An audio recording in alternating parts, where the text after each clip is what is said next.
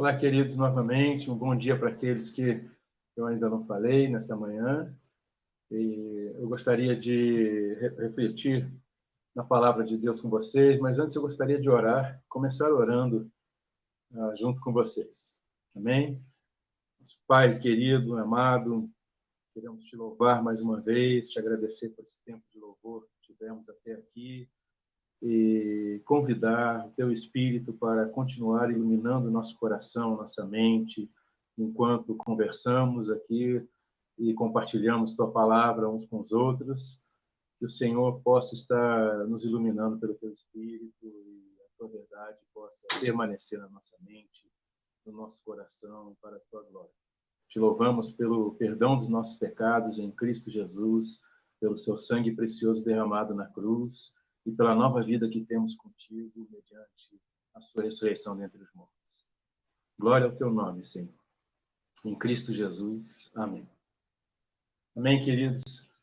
Queridos, nessa sexta última agora, nós tivemos nossa reunião de estudo, no nosso grupo pequeno, com alguns irmãos no Zoom, né? E na nossa reunião nós estivemos falando sobre o tempo do fim, sobre as últimas coisas e sobre a volta do nosso Senhor Jesus Cristo em glória, né? E o que a Bíblia fala sobre isso, nós compartilhamos um pouco, e em dado momento nós nos demos conta, um irmão comentou e nós refletimos sobre isso, como muitas vezes isso parece uma realidade tão distante de nós, né? Como parece algo tão difícil de crer, algo tão sobrenatural. E então, eu fiquei refletindo, fiquei pensando nisso, e eu pensei, puxa, mas, na verdade, quando a gente lê a Escritura ensina que a vida do cristão é algo sobrenatural. Que a vida do cristão não pode acontecer, na verdade, não existe vida cristã fora do sobrenatural. E é interessante porque Francis Schaeffer faleceu em 84, mas deixou uma herança tremenda, né, nos seus livros, todos muito recomendados, né? Então, é como Deus que existe, por exemplo, né? E ele fazia essa análise histórico-filosófica e teológica da realidade, e ele então dizia o seguinte, que a realidade ela é composta por onde nós vivemos aqui, o que nós vemos, né? E pelo segundo andar, né? O andar de cima. E o andar de cima é essa realidade invisível, é o que na Bíblia nós temos traduzido como céu, né? E é verdade que em português nós temos o céu que nós vemos e também a Bíblia cita o céu que nós não vemos como céu também. Em inglês isso talvez fosse mais fácil, porque nós temos sky e heaven, né? Então são duas palavras diferentes para céu que nós vemos e o céu espiritual. Mas em português muitas vezes isso é difícil de discernir. Mas o céu, a Francis Schaeffer chama de esse segundo andar, do andar de cima, né? E ele fala que a teologia liberal ela acabou com o andar de cima, né? Na verdade, o andar de cima não é real, o andar de cima não existe. E, na verdade, a Bíblia nos ensina que o andar de cima é o que mais real existe, né? A realidade espiritual, o céu, que é esse lugar onde essa dimensão de Deus habita, né? Ele está em todo lugar, não é necessariamente olhando para cima que nós o veríamos, né? Mas ele está junto a nós e por meio de Jesus Cristo ele veio habitar dentro de nós. Mas é uma realidade muito real e concreta. E a realidade do cristão é esse relacionamento pessoal com o Deus vivo que existe, né? É muito interessante porque Hebreus, naquele famoso capítulo dos heróis da fé, o capítulo que descreve o que é fé para nós, né, e dá tantos exemplos concretos de fé na história, no seu verso 6 ele diz assim, sem fé é impossível agradar a Deus, pois quem dele se aproxima precisa crer que ele existe e que recompensa aqueles que o buscam. E o que o escritor de Hebreus está nos dizendo, queridos, é que é a mesma coisa que Paulo fala em 2 Coríntios 5, 7. Nós não vivemos pelo que vemos, pelo que está diante dos nossos olhos físicos, mas nós vivemos pela fé. E como diz o próprio autor de Hebreus, no verso 1, fé é essa convicção, essa certeza que nós temos dentro do coração, né? O apóstolo Paulo vai dizer em Efésios 1 que aqueles que creem, né, pela fé, nós realmente vemos essa realidade espiritual com os olhos do nosso coração. Então, essa convicção, essa certeza, né, não é apenas um credo intelectual que nós assumimos como sendo verdadeiro, mas é uma realidade espiritual com a qual nós convivemos e nos relacionamos pessoalmente, né? O Osmar Ludovico, pastor que plantou a Comunidade de Jesus, um mentor espiritual para muitos de nós, ele escreveu que a leitura das Escrituras, ele postou hoje no Facebook e no Instagram, a leitura das Escrituras que agrada ao Senhor surge da saudade e dos afetos. Busque a ternura de Deus em cada uma de suas páginas e acabe sempre no abraço do amado. Então, ele está dizendo, em outras palavras, o que nós lemos lá no Salmo 84 hoje, né? O salmista mostra, expressa em sua oração algo de quem sabe Deus, né? Não é simplesmente alguém que crê num credo, né? Ou vive algum ritual religioso, mas ele sabe, se relaciona de forma pessoal com Deus, e ele diz assim, minha alma anela pela sua presença, né? Esse anseio profundo, esse afeto, esse amor, né? Essa relação de quem sabe que Deus se agrada, né? A fé que agrada a Deus é aquela que sabe não só que Ele existe, mas que Ele se importa, que Ele ama, né? Que Ele reage com ternura para aqueles que se aproximam dele na Escritura ou em oração, né? Osmar Ludovico também escreveu: a verdadeira vida de oração é movida pela saudade, não pela ansiedade. E, queridos, isso é muito importante, né? Porque se nós oramos como se Deus fosse uma realidade distante, né? De maneira fria, né? Que não se importa, nós, então, na verdade, oramos, mas pensando que tudo depende de nós mesmos, né? Ou do acaso, né? E aí nós ficamos ansiosos. Mas se nós sabemos Deus, nós temos esse relacionamento pessoal com Ele, mediante a fé, se nós conhecemos e desfrutamos desse seu amor, dessa sua ternura, então nós sabemos que Ele se importa. E quando nós nos aproximamos dele, nós sabemos que podemos contar, né, com esse seu amor, com esse seu abraço terno e com a realidade da sua presença. E não só isso, nós sabemos que Ele se importa e Ele responde, né? E Ele responde às nossas orações quando nós andamos confiando nas suas palavras, na sua escritura, no seu ensino, naquilo que Ele tem se revelado dele mesmo, né? Ou seja, é um relacionamento real e sobrenatural. E não é como essa religião distante e fria, de rituais distantes e frios, né? E, queridos, esse relacionamento, a Escritura nos ensina que depende da graça de Deus, né? É um presente que Deus nos dá, né? Nós lemos lá em Atos, capítulo 1, verso 8, quando o Senhor Jesus diz para os seus discípulos, pouco antes de voltar para a sua glória, já ressurreto, né?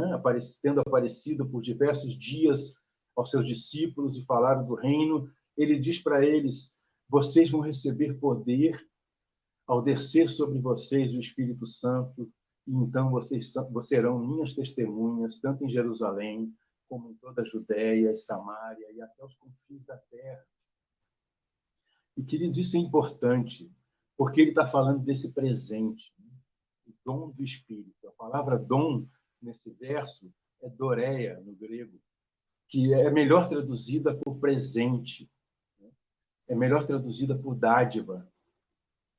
É algo que Ele nos dá porque Ele nos ama e Ele deseja se comunicar conosco, Ele deseja estar em nós por meio do seu Espírito Santo. Então, Ele vem realmente habitar em nós, não é uma metáfora.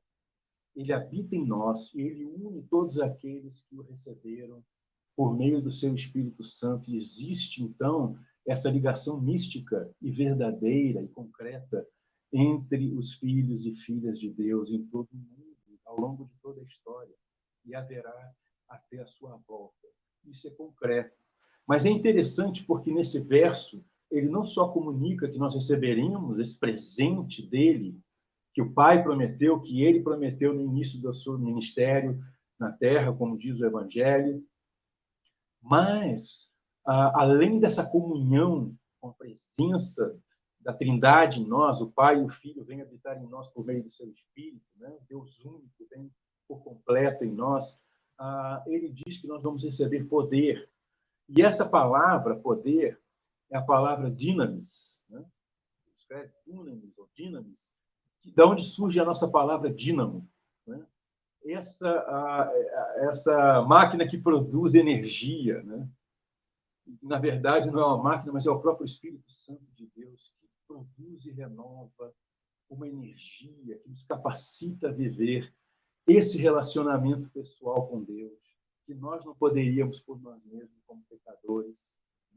Isso vai ficar muito claro ao longo da Escritura, que depende dessa graça de Deus, que não há em nós essa capacidade e nem o mérito, mas é um presente de Deus para nós, pecadores, né? Como Paulo diz lá em Romanos 5:8, né? Que Deus nos amou sendo nós ainda pecadores e que Cristo morreu por nós sendo nós ainda pecadores por causa desse grande amor com que ele nos amou. Então, nós recebemos essa capacitação para podermos viver essa vida. E essa vida é que nos habilita e nos capacita a esse relacionamento pessoal com Deus, verdadeiro, real, que nos capacita a sermos testemunhas de Jesus no mundo. E isso, essa palavra, testemunhas, tem raiz em mártir. Ou seja, aqueles apóstolos e discípulos e primeiros, né, para quem Jesus falou essas coisas, todos eles morreram martirizados, realmente. Eles sacrificaram suas vidas por causa desse relacionamento com Deus e dessa missão que o Senhor lhes deu. E, na verdade, quando Jesus diz que nós nos tornamos suas testemunhas, ele está dizendo isso. Isso vai ser mais importante do que a nossa própria vida. Viver a vida que ele tem nos proposto, esse relacionamento sobrenatural com Deus, esse relacionamento pessoal, de amor e afeto verdadeiro, e ser energizado, capacitado por esse dínamo, né, que o Espírito Santo coloca em nós para nós podermos servir ao Senhor e nos tornando mais semelhantes a Cristo e parecidos com o Senhor Jesus Cristo, para poder transbordar essa vida e o Evangelho, as boas notícias de salvação em Cristo Jesus para os outros. Isso é uma capacitação do Senhor, da sua graça em nós. E é muito interessante, porque a palavra graça, charis, no grego, nós geralmente traduzimos como esse favor imerecido de Deus por nós, mas parece no Novo Testamento que ela é mais do que isso. Ela é realmente uma ação, ela tem uma dinâmica desse relacionamento pessoal com o Senhor Jesus Cristo por meio do seu Espírito Santo, né? Lá em Efésios 3:7, eu quero ler para você esse verso. O apóstolo Paulo escreve assim: deste evangelho de Jesus Cristo, me tornei ministro, servo, pelo dom, né? De novo, doreia, dom da graça de Deus, da caris de Deus. Então, você vê que esse presente de Deus, Cristo Jesus, né? Vem pela graça de Deus, imerecida, por essa ação sobrenatural de Deus sobre nós, né? E ele diz assim: a mim concedida pela operação de seu poder, de seu dunamis, de seu dinamis. Então, é muito interessante isso, porque graça ela está estreitamente vinculado a esse poder, essa não dinamite, mas esse dínamo, né? Não é um poder destruidor, mas é um poder edificador, é um poder que comunica o amor de Deus e a graça de Deus derramada sobre nós na morte de Cristo no Calvário, na sua ressurreição, e por meio do seu Espírito Santo que ele faz habitar em nós.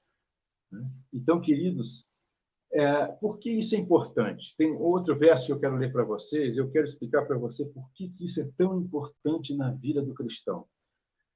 O capítulo 4 de Efésios, verso 7, Paulo escreve assim: e a cada um de nós, veja bem, não é só o apóstolo Paulo, não é só os apóstolos, os primeiros discípulos, mas a cada um de nós foi concedida a graça, a cáris de Deus, né?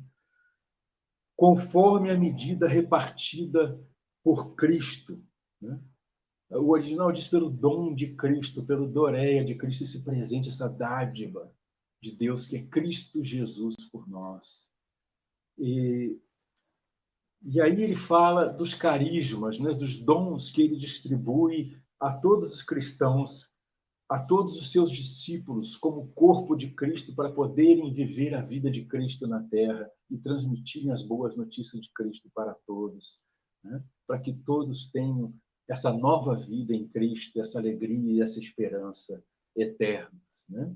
Então, por que isso é importante? Porque quando eu entro nesse relacionamento com Deus, quando algo de bom começa a acontecer na minha vida, quando algo de Cristo começa a transparecer em mim, né?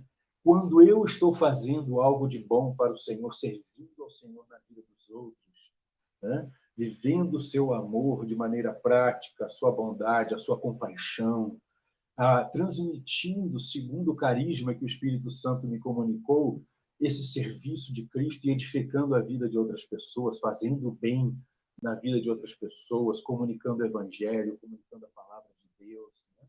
Servindo a Deus com meus dons. E eu percebo isso, né? Se eu digo assim, eu estou bem, né? Na verdade, eu estou melhor do que muitos outros. Né? Puxa, se aquelas pessoas fizessem da forma que eu faço, elas estariam melhores, né? Se elas fossem como eu, elas estariam melhores. Se eu digo isso, se eu tivesse no lugar delas, as coisas estariam indo melhores na igreja, por exemplo, né? Ou naquele ministério. Queridos, se eu digo isso, já não é o Espírito Santo, já não é a graça de Deus comigo, é o meu orgulho, é a minha vaidade. Né? É muito interessante isso, porque a palavra de Deus, ela tem duas palavras para a carne. Né? Hoje em dia nós temos nas novas traduções uma das duas palavras traduzidas para a carne traduzida como corpo físico, como o nosso corpo, né? Mas nas versões mais antigas aparece como carne. E é importante a gente fazer essa distinção, porque no grego existe essa distinção.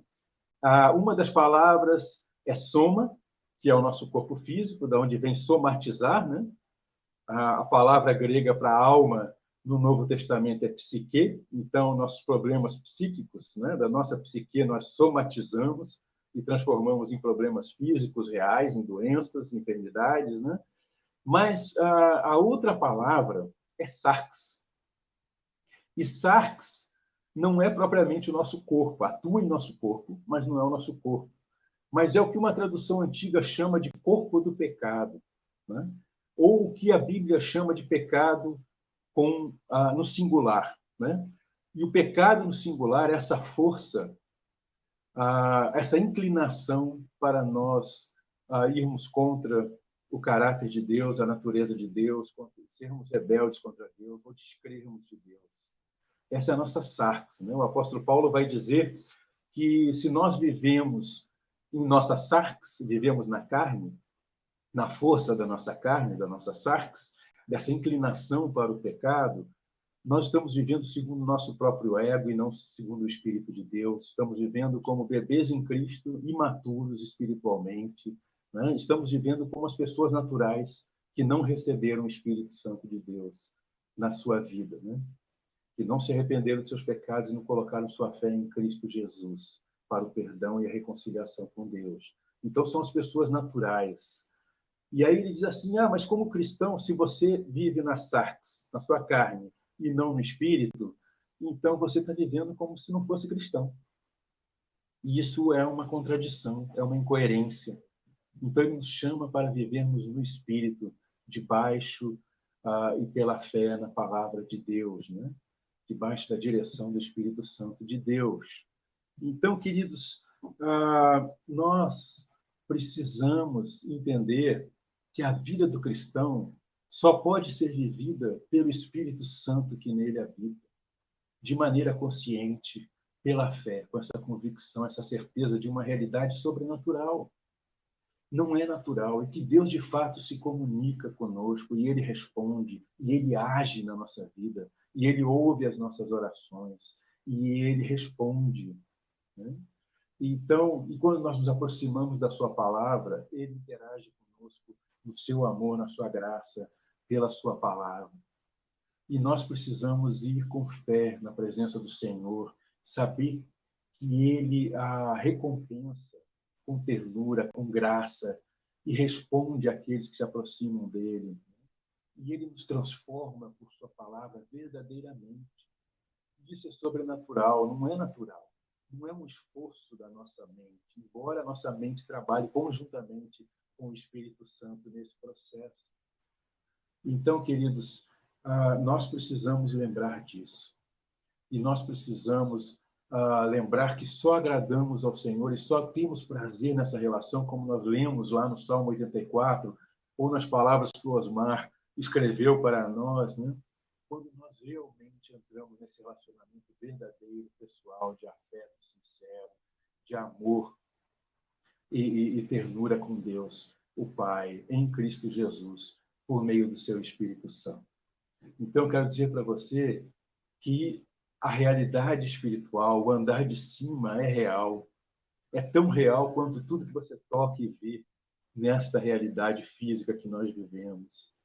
E que só tem sentido a nossa vida cristã se nós interagimos. A vida cristã é quando o andar de cima desce e entra e encarna em nós. E faz parte do nosso dia a dia. E nós começamos a olhar para as pessoas, como ensina Paulo em 2 Coríntios 5, não mais como apenas a matéria, né, fisicamente, mas com os olhos da alma, do coração, do nosso espírito. Nós percebemos elas como seres espirituais em quem Deus habita, e nós começamos a olhar todo o potencial que há nessas pessoas, porque Deus habita e as ama, e Deus também colocou o Espírito Santo na vida delas e as está transformando pelo seu Espírito. Então, nós poderemos colaborar com o Senhor para a edificação e o crescimento dessa pessoa, encorajando, estimulando e cooperando com o Senhor na sua palavra para o crescimento de todos. Então, que a gente possa entender essa realidade de como a nossa fé é algo vivo e real, e que as promessas de Deus são reais, que as promessas de Deus de resposta à nossa oração são reais, que as promessas de Deus de transformação por meio da sua palavra, à medida que nós nos aproximamos com o coração aberto para ela, pela fé, são reais. E que as promessas de Deus futuras também são reais, de ressurreição e de vida eterna. Creia, queridos, né? Vamos fazer como Jesus ensinou aos seus discípulos. Não seja incrédulo, mas crente. Amém?